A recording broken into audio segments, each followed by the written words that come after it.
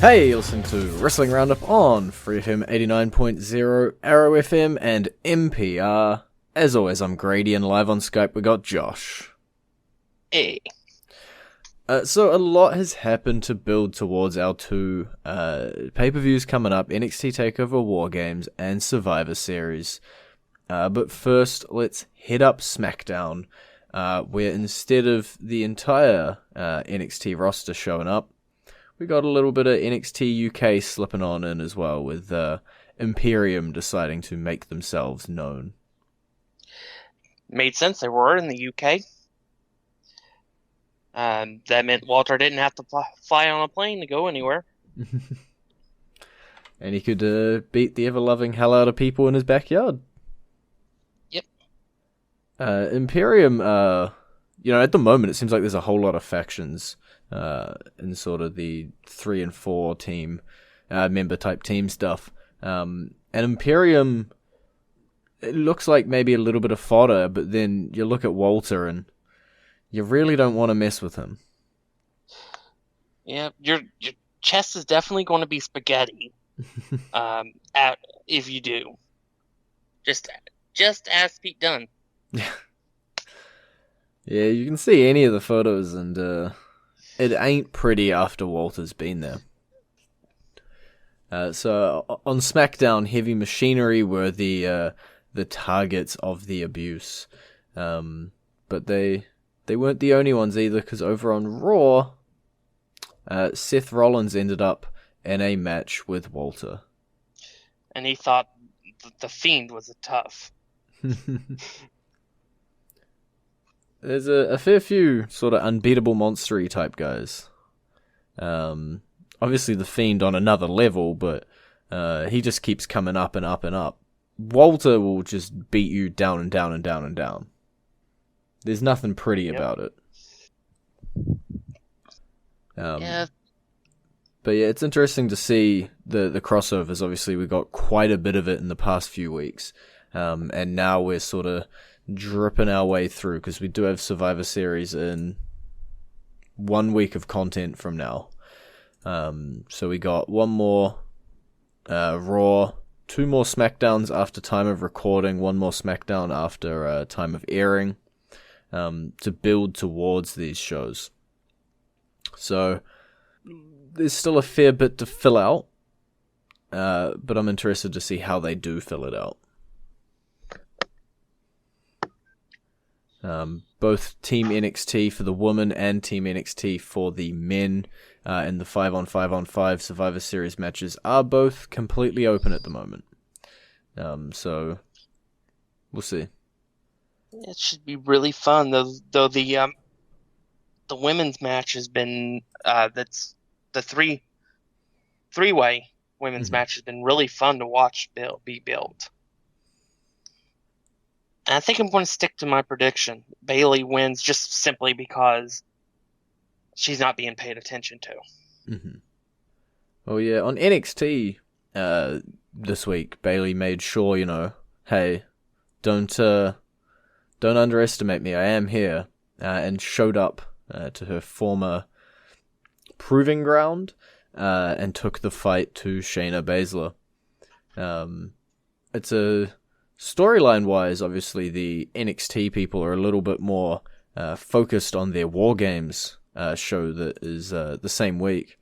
So people like Shayna Baszler, they've got to compete in a War Games match, and then the very next night she's got to be in a triple threat match with Bayley and Becky Lynch. So your priorities are split.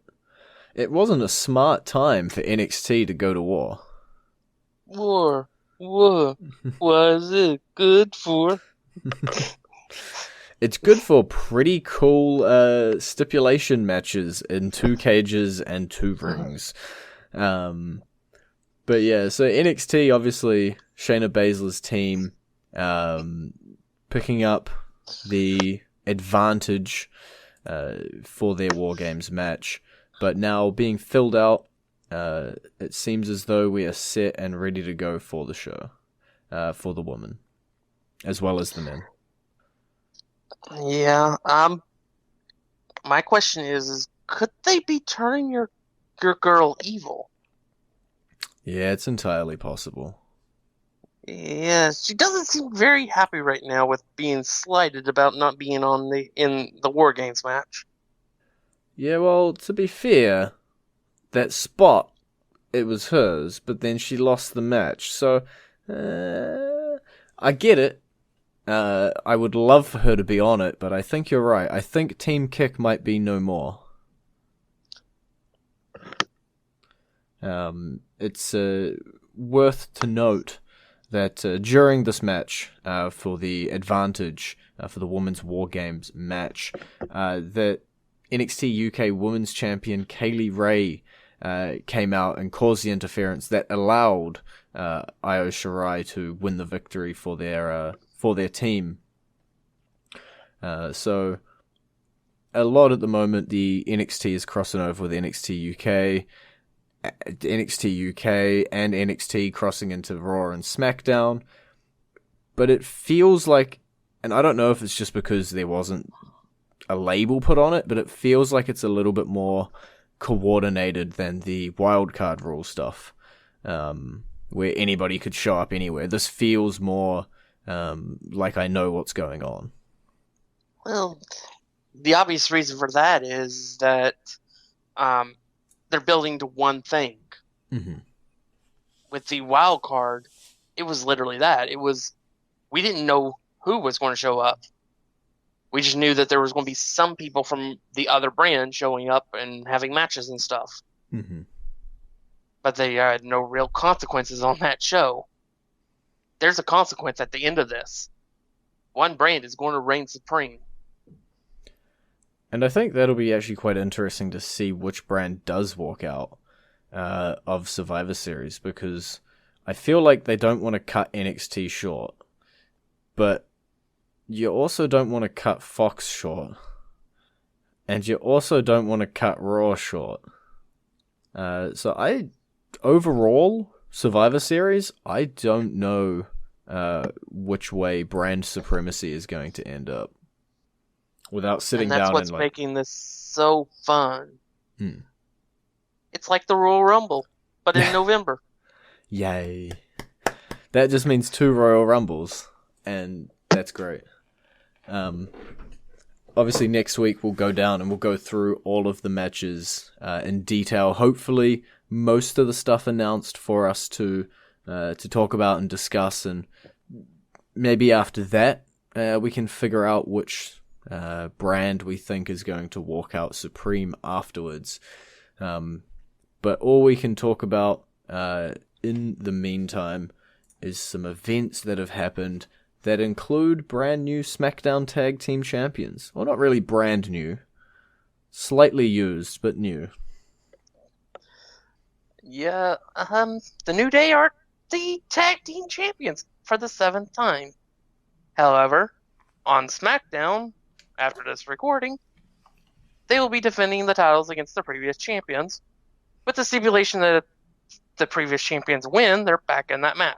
Triple threat tag team championship match thing. Showcase the champions. Yeah, so it could have already have passed back, possibly, depending what way the SmackDown show goes. But I don't know. It feels like, why would you pass them back to the New Day just to pass them back off? Yeah, I think it's more building for the New Day. I honestly think the end is near. Well, I think Xavier is out for quite a while. Yeah, like he's gone for a long time. I think Summer's the best, estimate for his return. But yeah, I think that there's I think Kofi's having serious issues right now. And I think it's all, and this tag team title run, I think, is going to be part of the vehicle that kind of splinters the New Day. Mm-hmm. Well, we'll have to wait and see, because as of recording, they are booked in that Survivor Series match, the Champs v Champs v Champs. but it'll be hard to analyze until we know for sure which team is actually heading into that. All we do know is that the New Day, 7-time tag team champs. And it's about time for your entrance theme of the week. We're going to put on the New Day's theme, obviously in celebration of their SmackDown Tag Team Championship win. Kind of suck if they lost it after we recorded this, but fingers crossed they don't. Here's that theme for you now.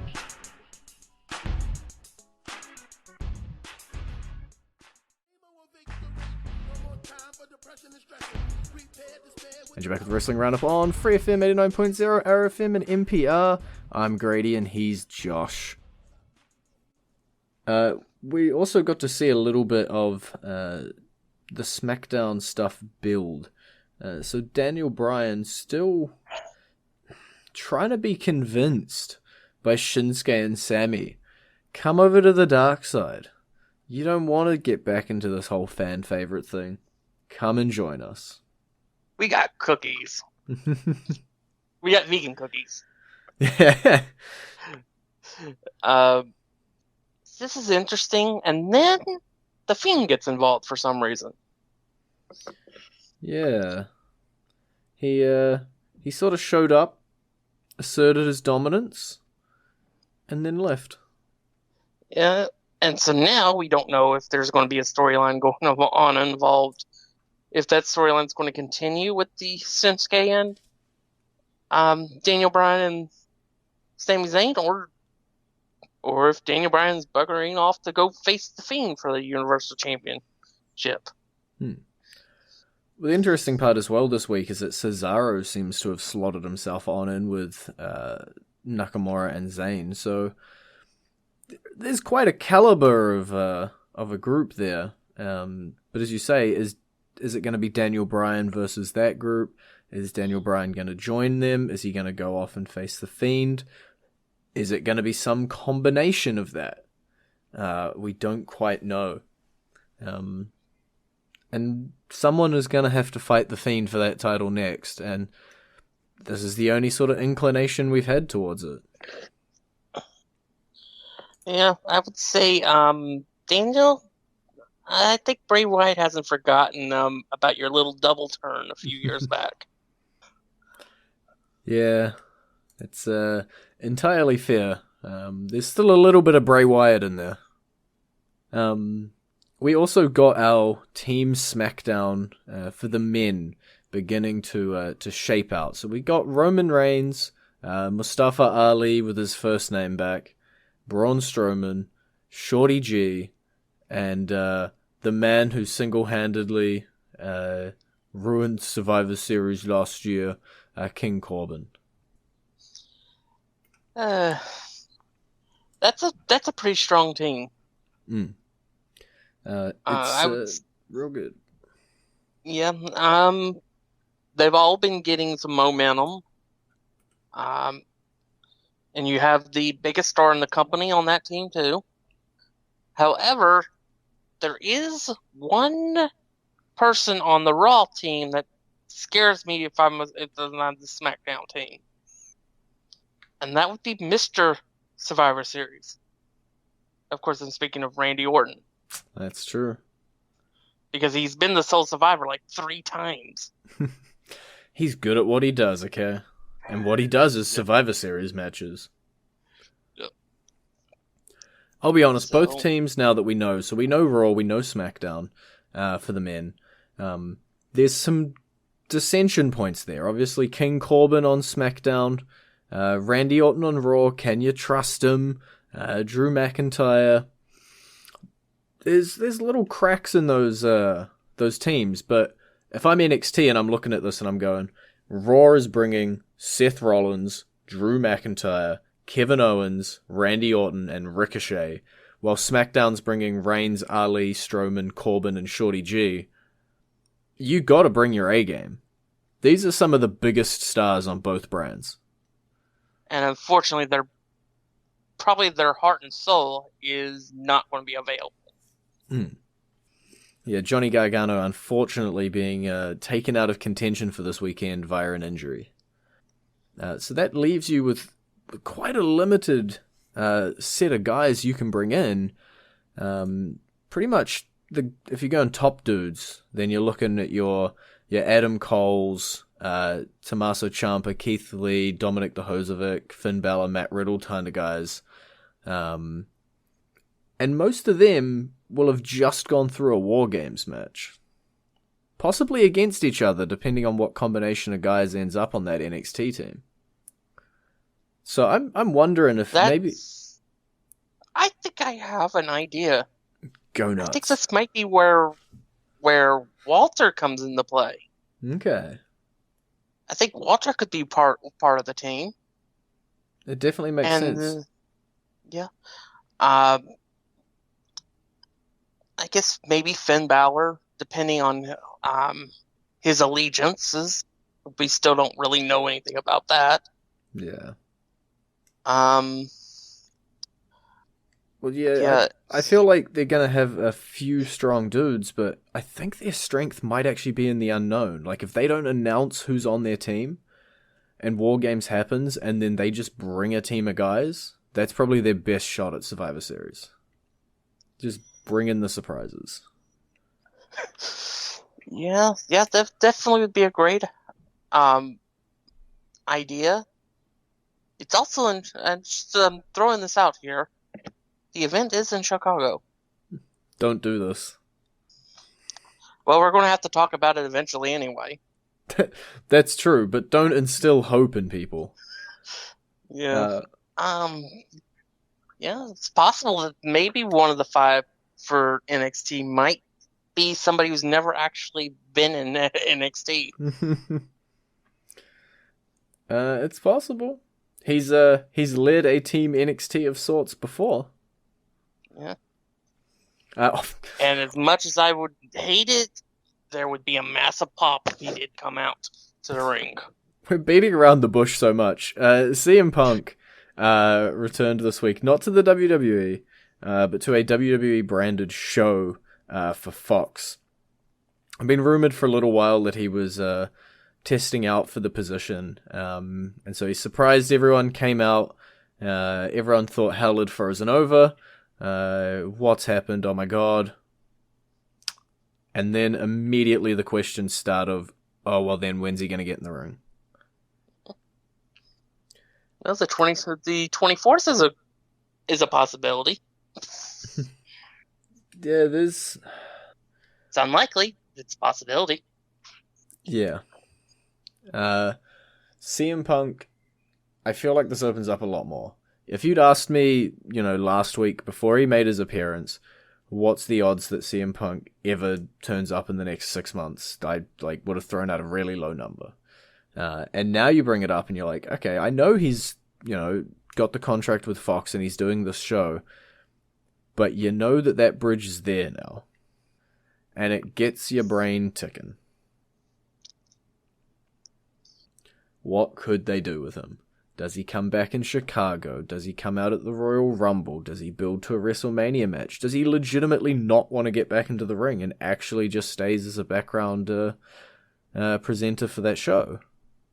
There's a lot of options there.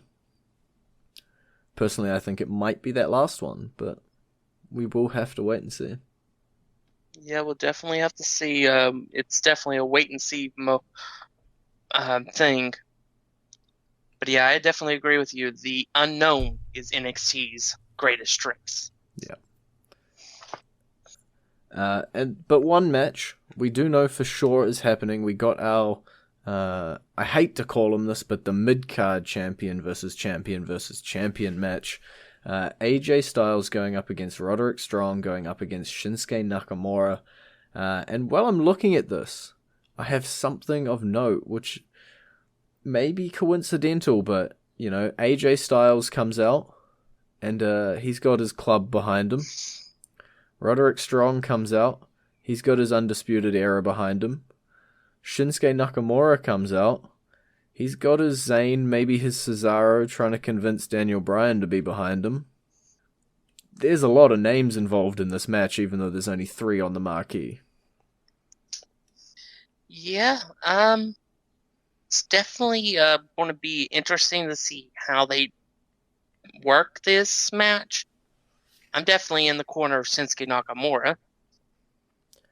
Yeah, I feel like Shinsuke's chances hinge a little bit on what is actually happening with Daniel Bryan. Like, if Daniel Bryan is still being involved in the Nakamura, Zayn, Cesaro-y type stuff, then 100%. I see Nakamura winning. Is he heading off to The Fiend and doing that and completely ditching this entire storyline they just set up? I might throw my odds around to some other people.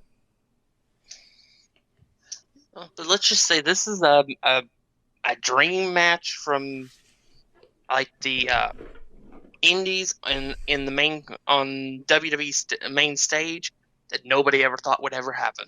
No. Not this combination of people. Definitely not.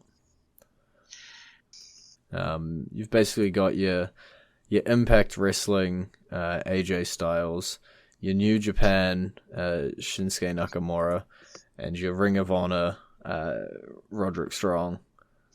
Such a different group and set of people. And it's what you get. I've probably missed a hell of a lot on Raw and SmackDown. Skim. Do we even want to talk about the Lana, Rusev, Lashley stuff, or do we want to completely ignore that the storyline is happening? I really don't have a problem with it. Okay. It's, it's nothing new to the wrestling world, but I'm not going to attempt to describe it to people who might not be following along, because it's a long and confusing one. Heck, it's not even something new to Paul Heyman. This is the kind of stuff he did in ECW. This is the kind of stuff he did when he ran SmackDown. Why are people surprised by this? It's entirely fair. It's a legitimate question. Why are people surprised? It's working. As hard as it is for me to describe what's actually happening, and for all the twists and turns that have taken, it is arguably working. So, hey. The thing to note for me here, at least, skipping over the Lana stuff, because I said it's hard for me to explain, is if you look at Survivor Series and you go, cool, you got your top 5 Raw and you got your top 5 SmackDown, who's left? And there's still some big names that are obviously not on those teams because you can't fit everyone on there. And it makes you wonder, are they going to have a position on Survivor Series? Will there be some sort of filler match? Or will they just skip off and miss the card entirely? And I'm looking at Team Raw and I'm thinking the likes of Eric Rowan, Andrade, Humberto Carrillo, Cedric Alexander type guys who don't have a spot just yet. I would say if it wasn't for the inclusion of NXT, they would have a spot. Mm-hmm. But because NXT is being involved for the first time ever, it takes up a lot of spots that they could have used. It's true. For the additional talents. I could potentially still see them throw together some sort of battle royal type thing, some 30-man battle royal, 10 from each brand, on the pre-show just to get more matches on the card. But with a lot of, we got 2 5-on-5-on-5 Survivor Series matches. I've got an idea. Okay. A cruiserweight title match, but it's a lumberjack match and it doesn't involve just 205 Live guys. Okay. That gets names on the card, so yeah. Because clearly the cruiserweight title will be on the line on the pre-show anyway. Yeah. Unless they decide that they want Leo Rush in the 5-on-5 match. That's true. Because technically he is considered the NXT Cruiserweight Champion. That is entirely possible. See what they pull off, and whether that is an on-the-day decision. So now I think if there's not a Cruiserweight match booked before Survivor Series, then I'll have an inkling that Leo Rush might appear on that team. It'll be interesting to see if NXT's teams pull from NXT UK, with Walter and stuff, and from the Cruiserweight roster with the guys like Leo Rush. There's quite a depth there that they can fill in their team with. Especially after a lot of their number one dudes have just gone through hellacious matches on War Games the night before. Or is there anything Raw, SmackDown, or NXT-wise that you wanted to talk about this week that I may have skipped over? Nothing from the shows. That is good, because that's all I was asking about. It's been great talking to you.